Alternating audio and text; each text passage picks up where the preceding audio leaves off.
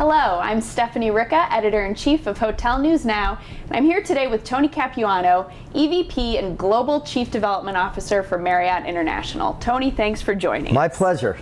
So the big question on everyone's minds is, of course, the Starwood-Marriott pending merger. My question for you in your role, how are you managing development, transactions, openings throughout this merger process? Well, it's interesting. In many ways, the regulatory environment has made that easy because it's taken some of that decision making away. Today we operate as two separate independent competitors. So my team around the world is working on closing as many high value, high quality Marriott deals as they can. Our colleagues at Starwood are doing the exact same thing. Now we have the benefit of being able to interact with our soon-to-be colleagues in terms of getting to know them better, evaluating their organizational capability, and starting to do some of the human capital planning in anticipation of the closing. But as it relates to specific deals, we are two separate competitive companies today. So it's still business as usual? Business as usual. Have you noticed any effect on the volume of deals or of openings throughout this process? Yeah, we've certainly continued to have a very strong volume of deals, really around the world. We hear anecdotally from our colleagues at Starwood that they're having record volumes of deal intake, and I think that's reflective of the investment community's appetite and enthusiasm for what the power of the combined companies will be. Sure, it's got to be a good portent for the future. So with that in mind, any high-level insight on what we can expect to see once this deal goes through next year or so in terms of development under a new company?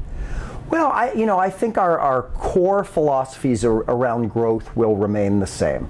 Marriott's business model of not really going after long-term real estate ownership will stay in place. Obviously, we will inherit a fair amount of owned real estate, and I think we'll look to an orderly disposition of that real estate. I think our philosophy in terms of how we interact with our owners and franchisees will remain the same, a very customer-centric approach to growth. I think we look at the portfolio of brands we'll inherit. We think they're very complementary to the legacy Marriott brands, and we think there's an opportunity to accelerate the growth of many of those platforms. Speaking of brands, and obviously you will definitely have a lot of work to do to integrate all those brands together. Much of that is not news yet. We'll see how that unfolds. But getting back to just Marriott for now, you've got several new brands that I say new, but that have been in the works in various parts of the world for a couple of years now. Talk a little bit about, in particular, Delta, AC, and Moxie. They're at various stages of development in different regions. Well, Delta is the newest of those brands, and when we acquired Delta, it was one in a series of what we've called bolt-on acquisitions that we've done.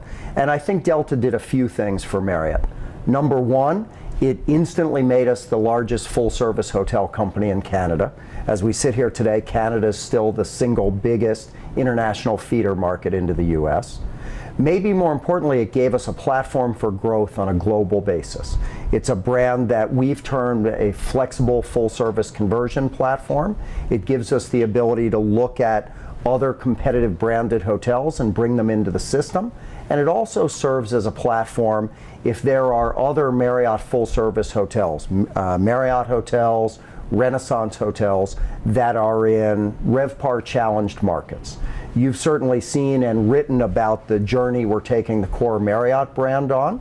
In some of those markets, it's tough to justify that investment. Delta gives us a platform to offer our loyal owners and franchisees where they can stay in the Marriott reservation system, take advantage of the strength of the Marriott Rewards program, but have some renovation requirements which are more commensurate with the RevPAR potential of that market. AC and Moxie are tremendously exciting. You think back just a few years ago to the notion of lifestyle, and our portfolio consisted of Renaissance. When you fast forward to today, we believe we have the most exciting and most extensive stack of lifestyle and luxury brands in the industry, starting with Edition in the luxury tier all the way down through Moxie. Moxie has really resonated. Moxie was a program we started in Europe. We've got dozens and dozens of hotels under construction across Europe. And it was actually an opportunity here in New York that accelerated our import of the Moxie brand into the U.S. We have 5 Moxies under development here in Manhattan and another couple dozen in various urban markets around the country. And AC has maybe been the most gratifying. AC was a bolt-on acquisition we did to jumpstart our distribution in Spain. We'd had a very difficult time growing on an organic basis, and in the blink of an eye, we ended up with almost 100 hotels in Spain. It was the first international brand that we imported into North America, and it has really resonated with our owners and franchisees across the country. All of those brands seem to be taking a very complementary approach to the whole Marriott portfolio, No question. Given the breadth of what you have, is not an easy task. True. So moving from brands to regions, you know, over the past year or so, Marriott has named some specific areas of emphasis that you're looking at, namely Middle East, Africa, Caribbean, Latin America. Tell me about what's exciting you development-wise in some other regions apart from the U.S., as well as some emerging Maybe markets. I'll focus on 2. You mentioned Africa, and Africa is really gratifying for us. Africa was a tough market for us. At the time of the Protea acquisition, we didn't have a single operating hotel in sub-Saharan Africa. And again, upon closing of that transaction, we became the largest hotel company on the continent. Not only did it give us instant distribution, we inherited several hundred associates who had been working and developing hotels in Africa for 30 years. So we inherited not only the hotel distribution, but human capital and institutional knowledge that really built a foundation for future growth across the continent. Just this year, we signed our first core Marriott hotel in South Africa, and we've got a pipeline of probably 12.5 hotels behind that. So we really believe in the long-term potential of Africa. I think the other region I would highlight, it's interesting, when you look at Asia Pacific, for the last decade, certainly China, and to a lesser extent India, have dominated that discussion, and rightfully so. I think some hotel companies, maybe with the benefit of hindsight, wish they had not gone all in on those 2 countries. We've had a much more measured and balanced approach across Asia Pacific. We have certainly invested heavily in our resources in China and India, and I think our growth results reflect that investment. But on a parallel track, we've put meaningful resources on the balance of Asia.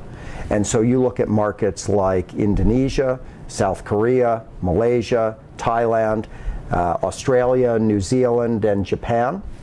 And we've seen record growth for the company across all of those markets. Earlier this year, we signed a 6-pack of deals in Japan, which will give us representation in some of the domestic markets in Japan that are largely dominated by Japanese companies. So in many cases, we'll be the first internationally branded hotel in those markets. We also got a managed JW Marriott in Tokyo out of that deal, which has been a goal of ours for many years. So what's on your global development bucket list? 3 markets that Marriott does not have any product in that you'd love to be in. That's a great question. Certainly the Maldives. The Maldives is an excellent market. It is a luxury market that maybe has weathered economic cycles as well as any market in the world. We will inherit some distribution from the Starwood acquisition, but none of the legacy Marriott brands are represented in the Maldives today. So that would certainly be one.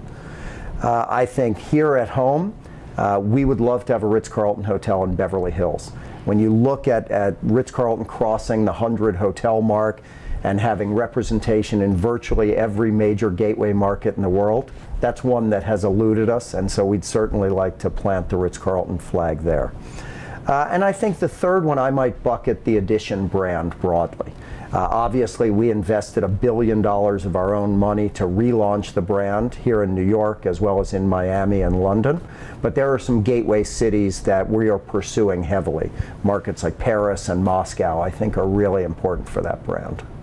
So, Tony, to close, I want to ask you a question that we ask a lot of people here. Sure. And no, it's not going to be the baseball analogy, what inning are we in, but I'd like to put a different twist on it for you. You know, you have a unique perspective in your role at this giant multinational company.